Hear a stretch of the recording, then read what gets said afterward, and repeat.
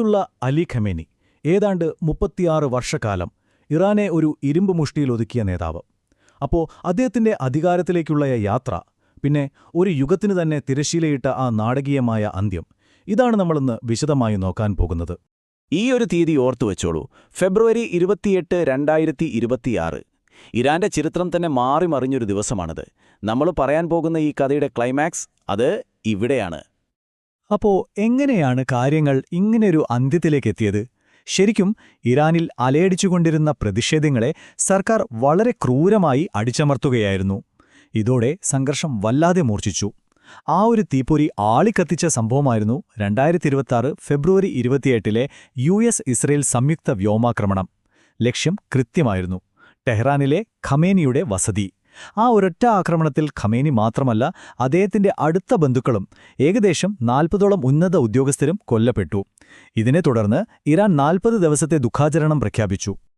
അപ്പോൾ ഈയൊരു അന്ത്യം ശരിക്കും മനസ്സിലാക്കണമെങ്കിൽ നമ്മൾ കുറച്ചൊന്ന് പിന്നോട്ടു പോകണം, കഥയുടെ തുടക്കത്തിലേക്ക്.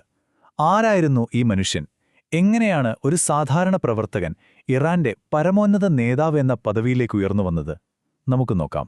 അദ്ദേഹത്തിന്റെ തുടക്കം 1939-ൽ മഷ്ഹദിലെ ഒരു സാധാരണ പുരോഹിത കുടുംബത്തിലായിരുന്നു. ചെറുപ്പത്തിലെ ആയത്തുള്ള ഖൊമേനിയുടെ ആശയങ്ങളിൽ അദ്ദേഹം ആകൃഷ്ടനായി. 60കളിലൊക്കെ ഷാ ഭരണകൂടത്തിനെതിരായ പ്രവർത്തനങ്ങളുടെ പേരിൽ പലതവണ ജയിലിൽ കിടക്കേണ്ടി വന്നിട്ടുണ്ട്.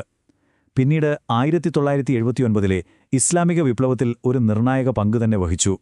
അതിനുശേഷം ഇറാൻ-ഇറാഖ് യുദ്ധത്തിന്റെ ആ കലുഷിതമായ കാലഘട്ടത്തിൽ 1981 മുതൽ 89 വരെ രാജ്യത്തിന്റെ പ്രസിഡന്റായും സേവനമനുഷ്ഠിച്ചു.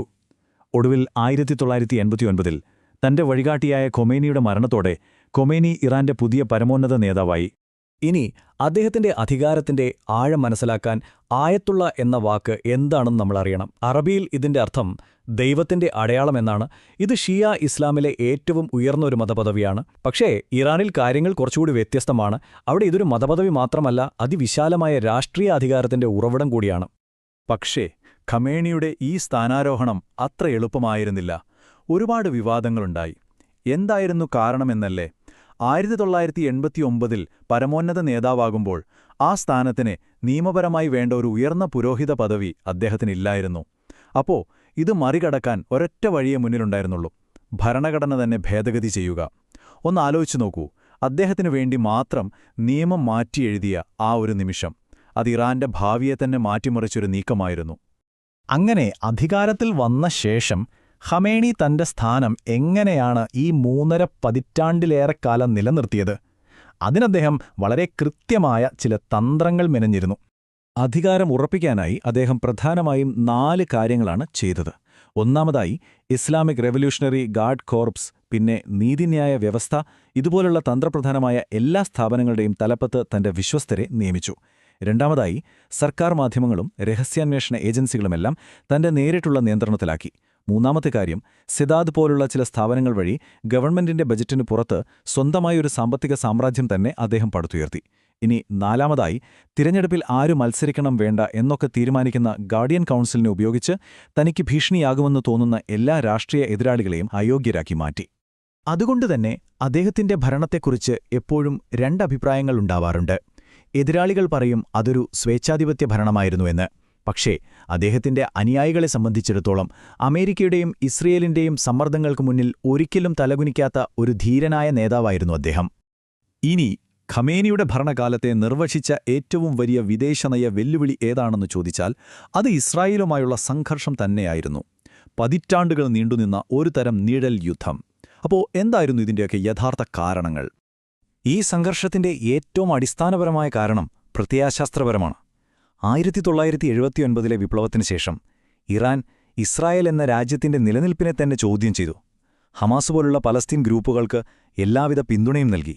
സ്വാഭാവികമായും മറുവശത്ത് ഇസ്രായേൽ ഇതിനെ തങ്ങളുടെ നിലനിൽപ്പിന് നേരെയുള്ള ഏറ്റവും വലിയ ഭീഷണിയായിട്ടാണ് കണ്ടത്. അതുകൊണ്ടുതന്നെ ആണവായുധം നേടാനുള്ള ഇറാന്റെ ഏതൊരു ശ്രമത്തെയും എന്ത് വില കൊടുത്തും തടയുമെന്ന് അവരും നിലപാടെടുത്തു. ഈയൊരു പ്രത്യയശാസ്ത്രപരമായ ഭിന്നതയ്ക്കു പുറമേ ഈ സംഘർഷം ഇത്രയധികം രൂക്ഷമാവാൻ വേറെയും കാരണങ്ങളുണ്ട്. അതിലൊന്ന് ഇറാന്റെ ആണവ പദ്ധതിയാണ്.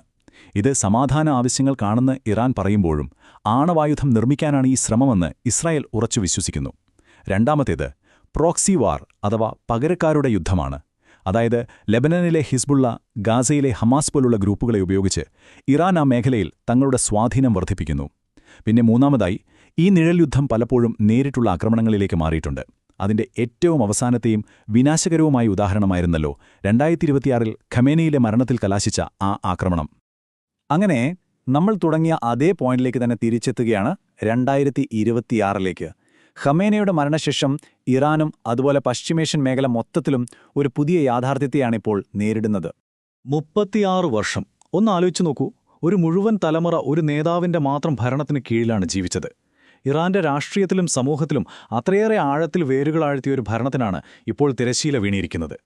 അപ്പോ 36 വർഷം ഇറാനെ നയിച്ച ആ പരമോന്നത നേതാവ് ഇന്ന് ചിത്രത്തിലില്ല. അദ്ദേഹത്തിനു ശേഷം ആരെ എന്ന ചോദ്യത്തിന് ഇതുവരെ വ്യക്തമായൊരു ഉത്തരവും വന്നിട്ടില്ല. ഇറാനും പശ്ചിമേഷ്യയും ഒരു നിർണായകമായ വഴിത്തിരിവിലാണ് ഇപ്പോൾ നിൽക്കുന്നത്. അപ്പോൾ ചോദ്യമിതാണ്, ഇത് ഇറാന്റെ ചരിത്രത്തിലെ ഒരു പുതിയ അധ്യായത്തിന്റെ തുടക്കമാകുമോ, അതോ പഴയ സംഘർഷങ്ങളുടെയും നയങ്ങളുടെയും ഒരു ആവർത്തനം മാത്രമാകുമോ? ഇതിനുള്ള ഉത്തരം ഒരുപക്ഷേ കാലം തന്നെ നമുക്ക് പറഞ്ഞുതരും.